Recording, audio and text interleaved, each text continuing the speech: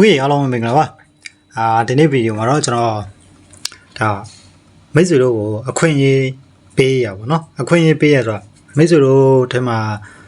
ပတ်စံရှာခြင်းနဲ့ပတ်စံဘယ်လိုရှာရမလဲမသိဘူးဘာရောင်းရမလဲမသိဘူးအဲ့လိုမျိုးလူတွေရှိကောင်းရှိလိမ့်မယ်ဒါမှမဟုတ်လည်း marketing ဘက်မှာဒါအားတော်တဲ့လူတွေရှိမယ်ပေါ့နော်အဲ့တော့ကျွန်တော်ကဒီဗီဒီယိုမှာပြောလို့ရှိရင်ဒီဗီဒီယိုကအလုပ်ခေါ်စာလို့လည်းပြောလို့ရတယ်လို့ပါတနာရှာတယ်လို့လည်းပြောလို့ရတယ်ဗောနော်ဆိုတော့ဘာလုပ်ရမှာလဲဆိုတော့မိတ်ဆွေတို့ကရောင်းရမှာဗျပစ္စည်းရောင်းရမှာဆိုတော့ဒီလိုဗျာဟိုအရင်ဗီဒီယိုမှာကျွန်တော်တင်ထားလို့ပဲ affiliate program ပေါ့နော်ကျွန်တော်ရောင်းနေတဲ့ပစ္စည်းတွေပါတယ်မိတ်ဆွေတို့ကတဝက်ပြန်ယူပြီးတော့ရောင်းပါဗျာအဲ့ကနေပြီးတော့မိတ်ဆွေတို့ကျွန်တော်ပတ်စံပြန်ပေးမယ်အဲ့လိုမျိုးတပေါ်မျိုးပေါ့နော်โอเคဘာတွေရောင်းရမှာလဲဆိုတော့ digital product တွေပေါ့ digital ပစ္စည်းတွေရောင်းရမှာပေါ့နော်အဲ့တော့ဘာရောင်းရမလဲဆိုတော့ပြပေးမယ်ကျွန်တော်ရဲ့ဒီ ping reward ဆိုတဲ့ Telegram post ကိုတုံးနေတဲ့လူဆိုလို့ရှိရင်ဒီကနေနှိပ်ပြီးတဲ့အခါကျရင် post ဆိုတဲ့ဟာကိုနှိပ်လိုက်ဒီမှာပေါ့နော်post အကြောင်းဆိုတဲ့ဟာကိုနှိပ်လိုက်တယ်ဆိုလို့ရှိရင်သူကဒီလိုမျိုးလေးသူ့ရဲ့အကြောင်းကိုပြောပြမှာပေါ့နော်ဒီ Telegram post ရဲ့အကြောင်းပြောပြတာရှိမယ်အဲ့ဒီမှာမှဒီမှာ link လေးတစ်ခုရှိရမေးမြန်းစရာရှိပါကဒီဟာကိုဆက်တွယ်ပါနော်ဒီမှာအဲ့ကောင်လေးကိုနှိပ်လိုက်တယ်ဆိုလို့ရှိရင်ဒီကျွန်တော်ရဲ့ ping assistant ကိုရောက်လာလိမ့်မယ်ပေါ့နော်ဒီထဲမှာဆိုလို့ရှိရင်တော့ဒီမှာမိတ်ဆွေတို့ကြိုက်တာမေးလို့ရတယ်ပေါ့နော်ကြိုက်တာမေးလို့ရတယ်ဒါပေမဲ့အဲ့ထဲမှာမှတစ်ခုရှိတာကဒီကောင်အခြားဝန်ဆောင်မှုများဆိုတဲ့ကောင်ပေါ့နော်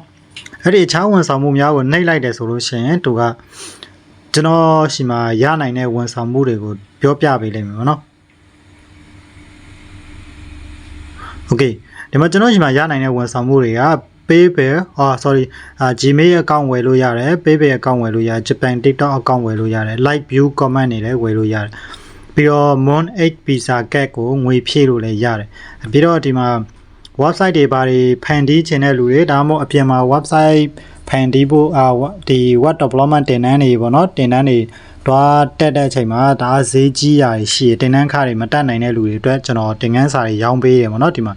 web development တင်ငန်းစာတွေဝယ်ယူလို့ရတယ်နောက်တစ်ခုကကျတော့ကို့မှာဖုန်းနဲ့ပဲပေါ့နော်ဖုန်းနဲ့ပဲဒီတိုင်းပဲကုတ်တွေပါလည်းမရေးချင်ဘူးဖုန်းနဲ့ပဲ blog အတုံးလေးတွေဆက်ပြီးတော့လွယ်လွယ်ကူကူတင်ငန်းလွယ်လွယ်ကူကူ application တွေဖန်တီးချင်တယ်ဆိုတဲ့လူတွေအတွက်ကျွန်တော် Skyware တင်ငန်းစာတွေလည်းရောင်းပေးရ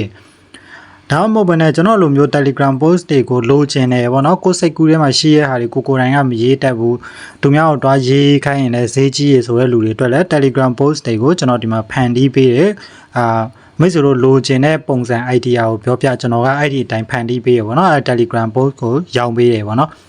့ပြီးတော့ဒီမှာတရုတ်စာကိုလည်းတက်ချင်တဲ့လူတွေဆိုလို့ရှိရင်လည်းတခါတည်းတင်တန်းတက်လို့ရတယ်လို့တင်ငန်းစာတွေကိုပဲဝယ်မယ်ဆိုတဲ့လူတွေအတွက်လည်းဝယ်လို့ရတယ်နောက်ပြီးတော့ကွန်ပျူတာတင်ငန်းစာဆိုလည်းဝယ်လို့ရတယ်ကွန်ပျူတာတင်တန်းအပ်လို့လည်းရတယ်ဒါမှမဟုတ်ဘဲနဲ့ကျွန်တော်မိတ်ဆွေတို့က USD တို့ဒါမှမဟုတ် USD ကိုဝယ်မယ်ဒါမှမဟုတ်မြန်မာUSD ကိုရောင်းမယ်ဆိုလို့ရှိရင်လည်းဒီမှာရတယ်ပေါ့နော်အဲ့တော့ဒါကကျွန်တော်ရှိမှရနိုင်တဲ့ဝန်ဆောင်မှုတွေပေါ့နော်လောလောဆယ်ကျွန်တော်ရှိမှရနိုင်တဲ့ဝန်ဆောင်မှုတွေဒီဝန်ဆောင်မှုတွေကိုမိတ်ဆွေတို့ကတခြားလူတွေကိုပြန်ရောင်းမယ်ဆိုတော့ကျွန်တော်ရှိမ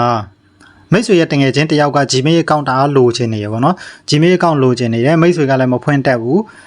သူများရှိမှတော့ဝင်တယ်ဈေးကြီးရပိုင်ရပေါ့နော်ဒါမှမဟုတ်လည်းမလုံခြုံဘူးမယုံကြည်ရဘူးပေါ့နော်အဲ့လိုမျိုးချိန်နေဆိုလို့ရှိရင်ကျွန်တော်ရှိမှလာဝယ်လို့ရတယ်ကျွန်တော်ဒီမှာလာဝယ်လို့ရဒါကိုနှိပ်လိုက်တယ်ဆိုလို့ရှိရင်ဒီမှာ Gmail account နဲ့ပတ်သက်တာကိုကျွန်တော်တင်ထားပေးတယ်မိတ်ဆွေက comment တွေမှာမေးလို့ရတယ်ဗောနော်ဘယ်လိုဝယ်ရမလဲဘယ်ဈေးလဲဆိုတာကိုကျွန်တော်ပြောပြပေးမယ်ဒီမှာတော့ပြောထားတယ် ACC တခုကို9000လို့ပြောထားတယ်ဗောနော်9000 KS ဆိုတာ9000ကိုပြောတာပါဒါမှမဟုတ်မိတ်ဆွေကကိုရဲ့9000တော့ဈေးကြီးလုံးပါဗျာကျွန်တော်9000တော့မလုပ်ပါနဲ့2000 3000လောက်လုပ်ပါဒါဆိုလို့ရှိရင်လည်းကျွန်တော်လုပ်ပေးမှာပါပဲအရေးကြီးတာတော့မိတ်ဆွေတို့ဒါ Gmail account တခုကိုကျွန်တော်ကအဲ့လိုမျိုးသူများရှင်မှာတွားပြီးအလိမ်မခံရစေချင်တာပေါ့နော်လွယ်လွယ်ကူကူနဲ့ကျွန်တော်ဖွင့်ပေးနိုင်တယ်ဖွင့်ပေးလို့ရတယ်မိတ်ဆွေတို့လိုချင်တယ်ဆိုရင်ပြောတာပါတကယ်လို့9000ဆိုလည်း9000ပေါ့ဗျာပြီးတော့ PayPal account ကတော့ဈေးလျှော့ပေးလို့မရဘူး Gmail account ကတော့ဈေးလျှော့ပေးလို့ရတယ် PayPal account ကကျတော့9000က9000ပဲ account တစ်ခုကို9000သူများတွေ1000 2000ရောင်းနေတဲ့အချိန်မှာကျွန်တော်9000နဲ့ပေးတာမိတ်ဆွေတို့တအားလျှော့ထားပေးတာပေါ့နော်ဒါတွေကိုမိတ်ဆွေတို့ကတငယ်ချင်းတွေကိုတွားပြောပြပြီးတော့ဗောနော်တငယ်ချင်းအဲ့လိုမျိုးကိုယ့်ရဲ့ Facebook page မှာဒါမှမဟုတ် Telegram မှာ TikTok မှာဒီလိုမျိုး Gmail account ရောင်းတယ် PayPal account ရောင်းတယ်ဆိုပြီး post တွေပါတွေတင်ပြီးတော့ affiliate program ပေါ့ဗျာပြောရှင်မိတ်ဆွေတို့ကတဆင့်ပြန်ရောင်းလို့ရတယ်လို့ပြောချင်တာဗျာမိတ်ဆွေတို့ကြိုက်တဲ့နေရာမှာရောင်းကြိုက်တယ်လို့ရောင်း ရောင်းချင်တယ်လို့ဒါရောင်းနော်ရောင်းလို့ရတယ်အဲ့လိုရောင်းလို့ရတဲ့ထဲမှာမိတ်ဆွေတို့အတွက်ဘယ်လောက်ပေးမလဲဆိုတော့ကျွန်တော်က 10% ပေးမယ်ဆိုတော့PayPal account တစ်ခုမိတ်ဆွေရောင်းရတယ်ဆိုလို့ရှိရင်ကျွန်တော်ကမိတ်ဆွေကို 10% ဆိုတော့900ပေးမယ်ပေါ့သူက account တစ်ခုဆိုတော့ account တစ်ခုကို9000လေ account တစ်ခုကို9000ကျွန်တော်ကအဲ့ဒီမှာမှတ်ပုံတင်နေ register ကား license တွေပိုင်းနဲ့ register လုပ်ရမယ် verify လုပ်ရမယ်ဆိုတော့ကျွန်တော်ဘက်က site ထုတ်ရမှာအများကြီးရှိတယ်မိတ်ဆွေတို့ဘက်က site ထုတ်ရမှာကကြတော့ရောင်းယုံမယ်နော်ဝယ်တဲ့လူလာတယ်ဆိုလို့ရှိရင်ရတယ် account လိုချင်လားရတယ်ကျွန်တော်တို့ link ပေးလိုက်သူနဲ့ကျွန်တော်ရဲ့ link ကိုပေးလိုက်ပါဗျာမိတ်ဆွေရှယ်လာတယ်ဆိုဒါမှမဟုတ်လည်းမိတ်ဆွေကသူ့ရှယ်အချက်လက်တွေတေချာမေးပြီးတော့ကျွန်တော်လာပြောလို့ရတယ်ဘယ် account ပဲဝယ်ချင်တယ်ဆိုမှလာပြောလို့ရတယ်နောက်တစ်ခုကကြတော့ TikTok Japan TikTok account ပိုင်းကဝယ်ချင်လည်းရတယ် post လိုမျိုး like တွေ comment တွေတိုးချင်လည်းရတယ်ဒါတွေကခုနပြောပြီးပေါ့နော်နောက်ဆုံးအချက်တစ်ချက်ကကြတော့ဘာလဲဆိုတော့ကျွန်တော်မှာလက်တလောကျွန်တော်ရေးထားတဲ့ဒီ POS website တခုရှိရပေါ့နော်အဲ့ဒါကိုရောင်းမယ်ပေါ့နော်Okay POS website ကအကြောင်းကတော့ဒီမှာကျွန်တော်တင်ထားပြီးရပါတော့ pin POS ဆိုပြီးတော့တင်ထားပြီးရရှိရယ်မိတ်ဆွေတို့အသေးစိတ်အချက်လက်တွေအဲ့ဗီဒီယိုမှာတွားကြည့်လို့ရတယ်ကျွန်တော်အဲ့ဒီကောင်ကိုလည်းရောင်းဖို့စီစဉ်ထားရပါတော့တကယ်လို့မိတ်ဆွေတို့က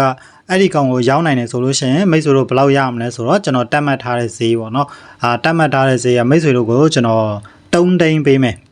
3သိန်းပေးမယ်ပေါ့နော်သူရဲ့ရောင်းဈေးကတော့ကျွန်တော် Telegram နေလာပြီးဆက်တွေ့လို့ရတယ်ကျွန်တော်ပြောပြမယ်ပေါ့နော်ဒါမိတ်ဆွေတို့အဲ့ဒီ pin POS ကိုမိတ်ဆွေတို့ရဲ့အတိမိတ်ဆွေစီးပွားရေးလုပ်ငန်းရှင်ပိုင်းရာတွေထဲမှာမိတ်ဆွေတို့ရောင်းနိုင်တယ်ဆိုရင်မိတ်ဆွေတို့3သိန်းပေးမယ်ဒါမိတ်ဆွေတို့ရဲ့အတွက်အခွင့်အရေးကနည်းနည်းတော့အခွင့်အရေးမဟုတ်တော့မိတ်ဆွေတို့စဉ်းစားကြည့်ပါမိတ်ဆွေတို့အပြင်ကကုမ္ပဏီတစ်ခုခုမှာတွားပြီးတော့ marketing position နဲ့တွားပြီးတော့အလုပ်လျှောက်တယ်ဆိုလို့ရှိရင်တော့မိတ်ဆွေရဲ့လစာကတစ်လလုံးနေမှာ3သိန်းပါ3သိန်းဆိုတာအများဆုံးပဲเนาะဒါမိတ်ဆွေတို့မယုံလို့ရှိရင်တွားလျှောက်ကြည့်ပါ3သိန်းဆိုတာအများဆုံးလို့တော့မဟုတ်တချို့ကုမ္ပဏီ4သိန်း5သိန်းပေးတာတော့ရှိကောင်းရှိရဲဒါပေမဲ့မိတ်ဆွေမှာ ပြရမယ်လက်မှတ်တွေစကီးတွေအများကြီးပြเสียရှိရဗျာအများကြီးပြရမယ်အများကြီးလုပ်ပြမှာသူကတထေးက4သိန်း5သိန်းပေးမှာဒီမှာကျွန်တော်ရှိမှာတော့မဟုတ်ဘူးမိတ်ဆွေကဒီ software တစ်ခုကိုရောင်းထွက်သွားတာနဲ့အဲ့ဒီရောင်းထွက်တဲ့ရှီကနေပြီးတော့မိတ်ဆွေကို3သိန်းပေးမှာဒါတစ်လလုံးဆောင်မှစောင့်စရာမလိုမိတ်ဆွေကကျွန်တော်အခုပြောလိုက်တယ်ခဏနေရောင်းလိုက်တယ်ဆိုလို့ရှိရင်ပတ်စံခြေပြရတဲ့မိတ်ဆွေ3သိန်းရပြီဒါတရက်ထဲမှာ3သိန်းရမှာမိတ်ဆွေအတွက်လုံးဝအခွင့်အရေးအကြီးကြီးပဲဒါမိတ်ဆွေတဘောကြတယ်ဒါမှမဟုတ်မိတ်ဆွေစိန်ခေါ်မှုကိုလက်ခံတယ်ဆိုလို့ရှိရင်တော့မိတ်ဆွေစမ်းကြည့်လို့ရတယ်โอเคအသေးစိတ်အချက်လက်တွေ POS နဲ့ပတ်သက်ပြီးအသေးစိတ်အချက်လက်တွေသိချင်တယ်ဆိုရင်ဒီဗီဒီယိုကြည့်ပါကြည့်ပြီးတော့နားမလဲရှရင်ကျွန်တော်ပြန်လာမေးပါဒါမှမဟုတ် POS ကြီးကဒါကြီးလွန်းပါတယ်ဗျာကျွန်တော်တို့ကတော့ဒီတငယ်ချင်းတွေဘာတွေကိုကျွန်တော်ရဲ့ပတ်ဝန်းကျင်မှာတော့ Gmail အကောင့်မဖွင့်တတ်တဲ့လူတွေရှိရသူတို့ရောင်းကျင်တယ် PayPal အကောင့်မဖွင့်တတ်တဲ့လူတွေရှိရသူတို့ရောင်းကျင်တယ်ဒါမှမဟုတ်Japan TikTok account နဲ့ပတ်စံရှာခြင်းတဲ့လူတွေရှိတယ်သူတို့ Japan TikTok account ရောင်းခြင်းတယ်ရတယ်ဒါတွေဒီဥစ္စာဒီမှာပေါ့နော်ဒီမှာကျွန်တော်ရှိမှာရှိရဝန်ဆောင်မှုတွေကိုမိတ်ဆွေကရောင်းလို့ရတယ်အဲ့ဒီရောင်းတဲ့ထဲကမှကျွန်တော် 10% ပေးမယ် 10% ပေးမယ်ဆိုတာက9000ဆိုရင်900ရမယ်9000ဆိုလို့ရှိရင်9000ဆိုလို့ရှိရင်9000ရမယ်အဲ့လိုမျိုးပေါ့နော်9000တန်ဆိုလို့ရှိရင်9000ရမယ်ဒီလိုမျိုးပေါ့နော်ဒီမှာ web development သင်ခန်းစာကိုမိတ်ဆွေတို့ကြည့်လိုက်ဒီမှာဆိုလို့ရှိရင်ဗျာဒီမှာကြည့်လိုက်ဒီနောက်ဆုံးက Tailwind ပေါ့နော် Tailwind သင်ခန်းစာဆိုလို့ရှိရင်ဒါအပြင်မှာတင်တန်းအတွက်တက်မှာဆိုလို့မိတ်ဆွေတို့မရှိဘူးဆိုလို့ရှိရင်ဒါ